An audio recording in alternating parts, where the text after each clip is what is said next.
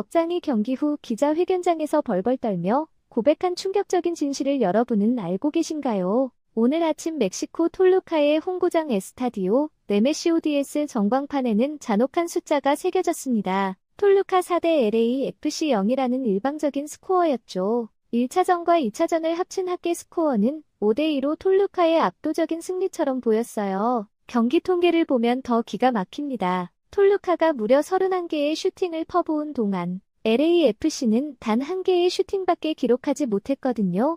해발 2600m, 고지대의 홈 2점을 등에 업은 톨루카가 그저 여유롭게 상대를 유린한 것처럼 보이는 게 당연하죠. 하지만 경기가 끝나고 기자회견장에 나타난 톨루카의 안토니오 모하메드 감독의 얼굴은 승리의 환희와는 거리가 멀었습니다. 오히려 창백하게 질린 얼굴로 식은땀을 흘리고 있었어요. 그리고 그가 입을 열자 전 세계 축구 팬들은 경악할 수밖에 없었습니다. 이 노련한 전술가가 폭로한 진실은 4대 0이라는 스코어보드 뒤에 숨겨진 소름 돋는 이야기였거든요. 모하메드 감독은 단호하게 말했습니다. 자신의 톨루카는 오늘 압도적인 승리를 거둔 것이 아니라 90분 내내 탈락의 벼랑 끝에서 위태롭게 버텼을 뿐이라고요. 그리고 이 거대한 멕시코 팀이 살아남을 수 있었던 유일한 이유는 LAFC의 공격수들이 손흥민이 만들어준 완벽한 기회들을 스스로 쓰레기통에 버렸기 때문이라고 밝혔습니다. 소름 돋지 않나요? 전반 8분으로 시계를 되돌려 보겠습니다. 당시 톨루카는 1차전 패배를 만회하기 위해 공격적으로 나왔고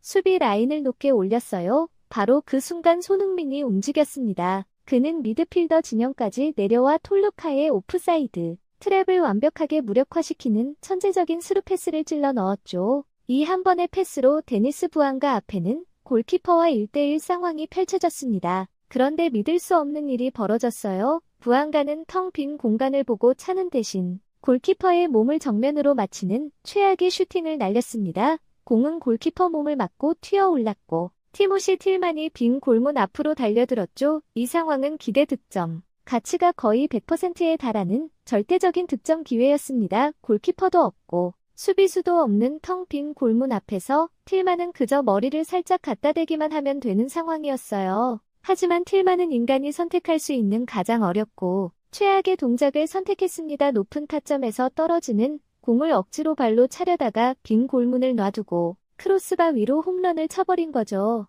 모하메드 감독은 이 장면을 회상하며 몸서리쳤습니다. 만약 LAFC가 이 기회를 살렸다면 합계 스코어는 3대1이 되었을 것이고 톨루카는 멘탈 붕괴를 일으키며 홈에서 대량 실점에 참사를 당했을 거라고 고백했거든요. 여기서 잠깐 생각해볼 필요가 있습니다. 전 세계 언론과 팬들은 손흥민이 이날 경기에서 평소와 다르게 소극적으로 뛰었다고 평가했어요. 몸을 사리는 듯 보였고 물리적 충돌을 피하는 것처럼 보였죠. 그래서 일각에서는 손흥민이 2026 월드컵을 앞두고 부상 방지를 위해 안전 모드를 켰다는 얕은 분석까지 나왔습니다. 하지만 현장에서 직접 경기를 지휘한 모하메드 감독의 눈에 비친 손흥민은 완전히 달랐습니다. 그는 경기 내내 테크니컬 에어리어에서 자신의 선수들을 향해 미친 듯이 경고했다고 해요. 저 한국인의 웅크린 자세에 속지 말라고 끊임없이 소리쳤다는 겁니다. 일본은 지금 초비상입니다. 감독의 설명에 따르면 손흥민의 정적인 움직임은 몸을 사리는 것이 아니라 축구 지능의 극강에 이른 천재만이 구사할 수 있는 전술적 투명인간 상태였습니다. 그는 톨루카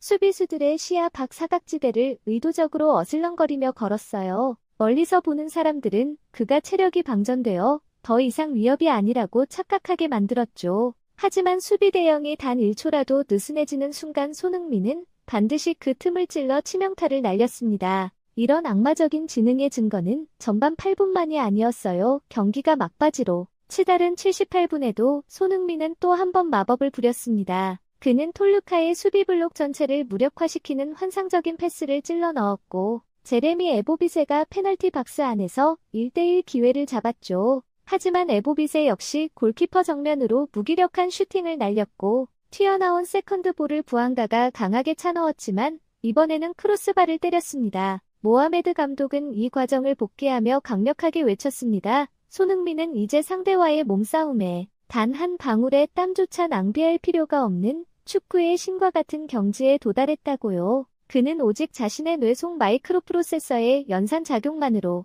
그라운드 위의 모든 공간과 시간을 완벽하게 조종했다는 겁니다. 단지 그에게 불행했던 사실은 그가 만들어준 득점 공간을 받은 동료들이 너무나도 무능하고 저주받은 공격수들이었다는 것뿐이었죠. 소름 돋지 않나요? 여기서 톡톡히 짚고 넘어가야 할 부분이 있습니다. 바로 LAFC의 마크 도스 산토스 감독이 경기 후 보여준 태도예요. 그는 패배의 원인을 MLS의 살인적인 경기 일정 탓으로 돌리며 변명하기 바빴습니다. 하지만 정작 상대팀 감독인 모하메드는 경기 내용을 정확히 분석하며 LAFC의 구조적 문제를 날카롭게 지적했죠. 한 팀의 감독은 외부 요인의 책임을 떠넘기고 있는 동안 상대팀 감독은 자기 팀이 왜 살아남았는지를 객관적으로 분석하고 있었던 겁니다. 모하메드 감독은 LAFC의 또 다른 영웅인 골키퍼 위고 요리스를 향해서도 절대적인 경의를 표했습니다. 그는 요리스가 오늘 무려 11번의 환상적인 슈퍼 세이브를 펼쳤다고 강조했어요.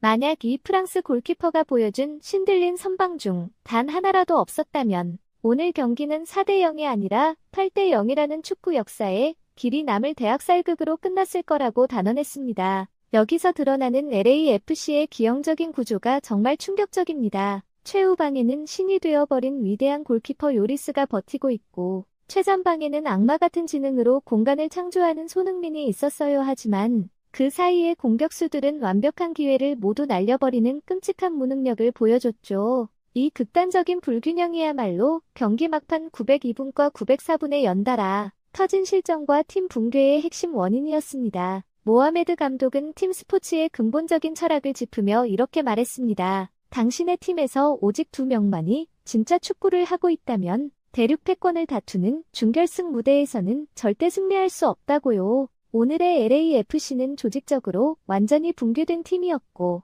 오직 요리스의 초인적인 방어 능력과 손흥민의 악마 같은 지성, 이 단 2명에 의해서만 간신히 목숨을 부지하고 있었을 뿐이라고 신랄하게 비판했습니다. 후반 60분경에도 같은 일이 반복됐어요. 부안가는 또다시 골키퍼와의 1대1 찬스를 잡았지만 허공으로 날려버렸습니다. 축구의 심리적 흐름상 만약 그들이 숱하게 주어진 결정적 기회 중 단 한 골이라도 성공시켰다면 LAFC는 홈팀 톨루카에게 엄청난 심리적 압박을 되돌려주며 경기 흐름을 완전히 바꿀 수 있었어요. 하지만 그들은 하늘에서 내려온 동아줄을 스스로 가위로 잘라버린 격이 되었습니다. 공격진의 90분 내내 이어진 기회 낭비는 최후방에서 피눈물 흘리며 팀을 구하려 한 요리스의 선방과 최전방에서 완벽한 밥상을 차려준 손흥민의 킬패스를 등 뒤에서 칼로 찌르는 배신 행위와 다름없었죠. 전방이 흐름을 다 망치고 후방이 끊임없이 피 흘리며 버티는 이 가혹한 구조 속에서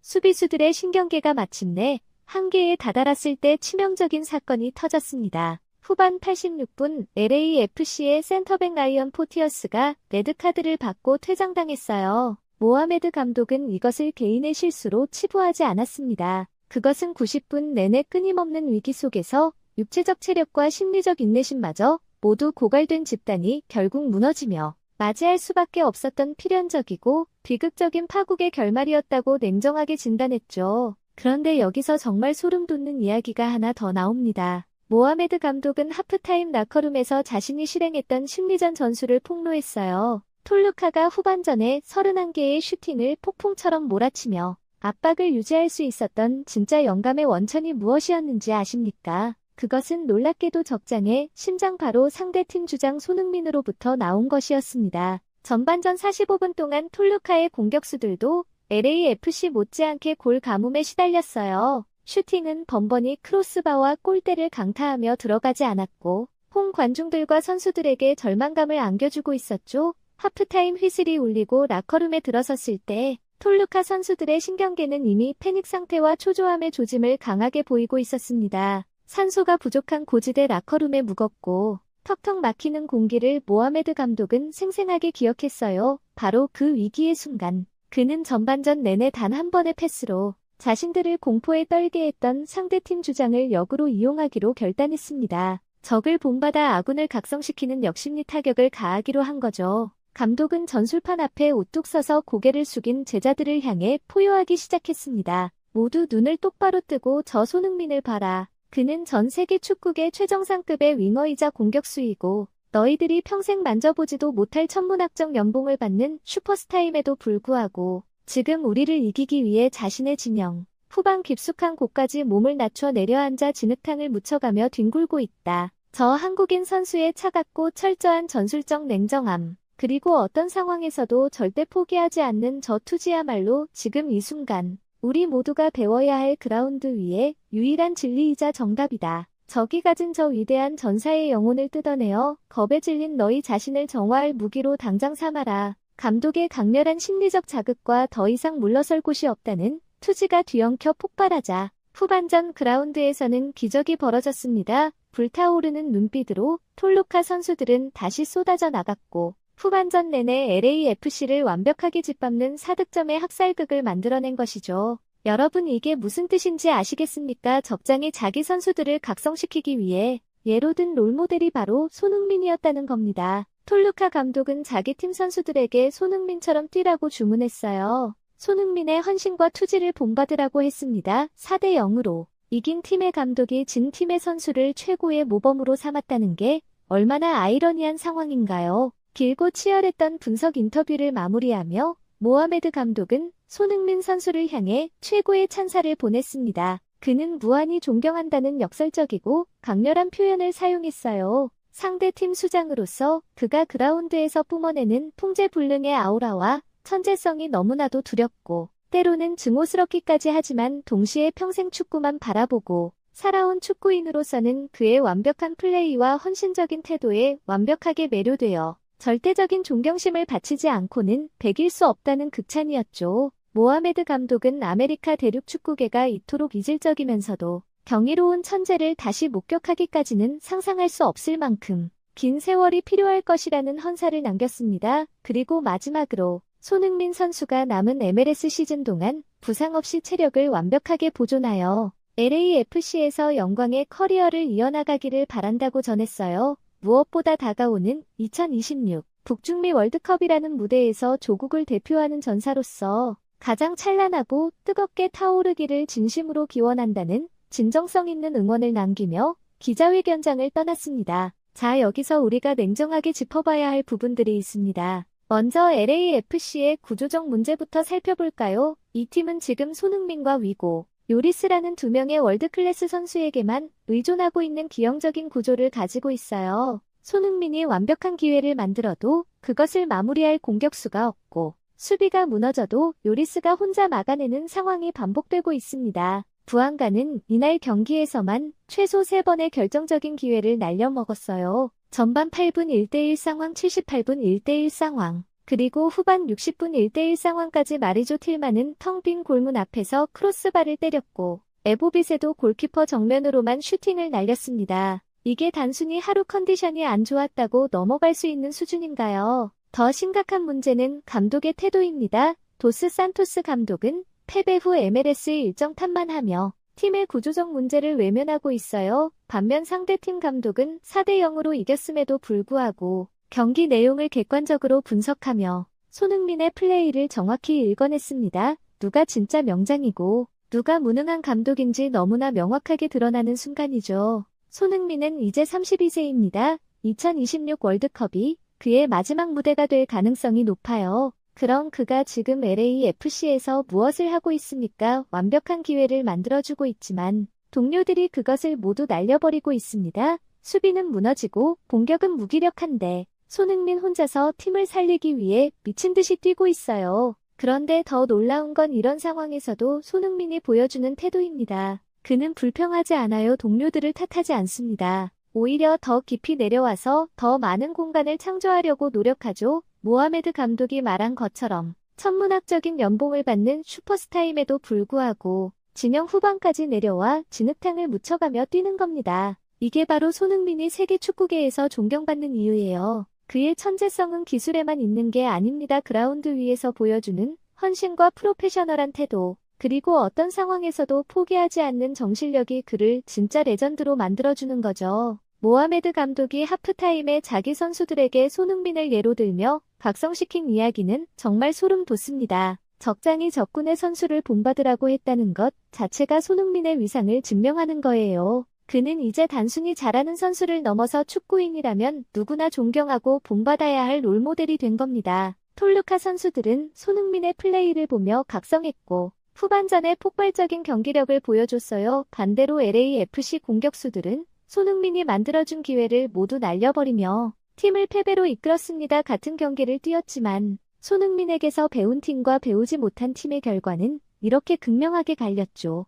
여기서 우리가 주목해야 할 또 다른 포인트가 있습니다. 바로 손흥민의 전술적 이해도예요. 많은 사람들이 그를 단순히 스피드와 골 결정력이 뛰어난 윙어로만 생각하지만 실제로는 훨씬 더 고차원적인 선수입니다. 모하메드 감독이 분석한 것처럼 그는 전술적 투명인간이 될 수 있는 선수예요. 전술적 투명인간이라는 개념을 이해하려면 축구의 공간 활용에 대한 깊은 이해가 필요합니다. 일반적인 공격수들은 공을 받기 위해 계속 움직이고 자신의 존재감을 드러내려고 해요. 하지만 손흥민은 반대로 움직입니다. 그는 의도적으로 수비수들의 시야에서 사라지죠. 수비수들이 손흥민을 보지 못하는 순간 그들의 수비 대형은 자연스럽게 느슨해집니다. 그리고 바로 그 순간 손흥민은 번개처럼 나타나 결정적인 패스를 찔러 넣거나 공간으로 침투해요. 이런 플레이를 하려면 상대 수비의 시선을 읽고 공간을 계산하며 타이밍을 재는 고도의 축구 지능이 필요합니다. 모하메드 감독은 이것을 마이크로 프로세서의 연산작용이라고 표현했어요.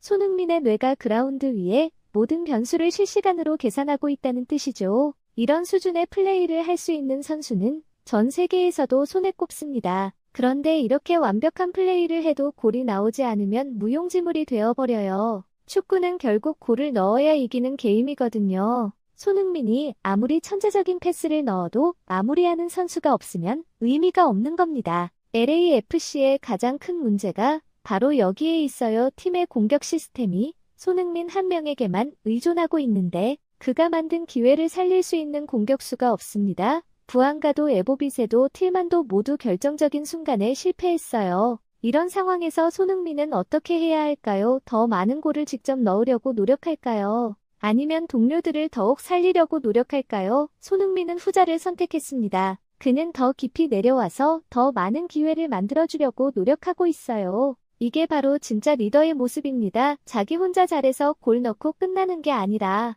팀 전체를 살리려고 노력하는 거죠. 비록 동료들이 그 기회를 살리지 못하더라도 손흥민은 포기하지 않고 계속 기회를 만들어줍니다. 톨루카전 하이라이트를 다시 돌려보면 손흥민의 움직임이 얼마나 치밀한지 알 수 있어요. 그는 랜덤하게 움직이는 게 아닙니다. 모든 움직임에는 명확한 의도가 있죠. 수비수를 끌어내기 위한 움직임, 공간을 만들기 위한 움직임, 동료에게 패스 루트를 열어주기 위한 움직임 등등 모든 것이 계산되어 있습니다. 특히 전반 8분 스루 패스 장면을 자세히 보면 손흥민이 얼마나 멀리까지 내려왔는지 알 수 있어요. 그는 거의 미드필더 위치까지 내려와서 공을 받았습니다. 일반적인 공격수라면 절대 내려오지 않을 위치죠. 하지만 바로 그 위치에서 받았기 때문에 톨루카의 오프사이드 트랩을 완벽하게 무력화시킬 수 있었어요. 이런 플레이를 하려면 단순히 개인 기술이 좋다고 되는 게 아닙니다. 팀 전술에 대한 깊은 이해와 상대팀 전술에 대한 정확한 분석,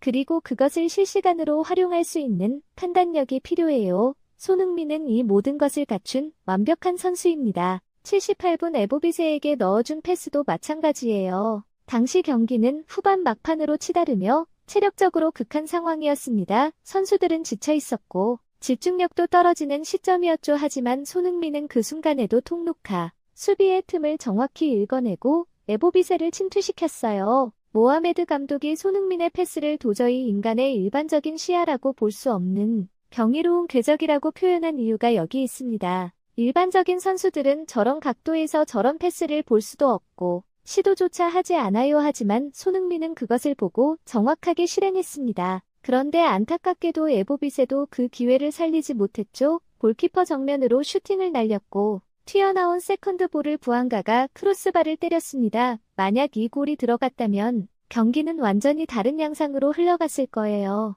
축구는 이렇게 작은 순간들이 모여서 결과를 만드는 스포츠입니다. 손흥민이 만든 3번의 결정적인 기회 중 단 하나라도 골로 연결됐다면 LAFC는 결승에 진출할 수 있었어요. 하지만 3번 모두 실패했고 결국 팀은 탈락했습니다. 여기서 정말 안타까운 건 손흥민 자신은 완벽했다는 점이에요. 그는 할 수 있는 모든 것을 다 했습니다. 수비를 무너뜨리고 공간을 창조하고 완벽한 패스를 넣었어요. 하지만 마지막 마무리는 동료의 몫이고 그들이 그것을 해내지 못했습니다. 이런 상황이 계속 반복되면 손흥민은 어떤 심경일까요? 아마 엄청난 좌절감을 느낄 겁니다. 자신이 최선을 다했는데도 결과로 이어지지 않으니까요. 하지만 그는 그런 감정을 겉으로 드러내지 않아요. 인터뷰에서도 팀 동료들을 탓하지 않고 다음 경기를 준비하겠다고 말합니다. 재밌게 보셨다면 구독과 좋아요, 알림 설정 부탁드립니다.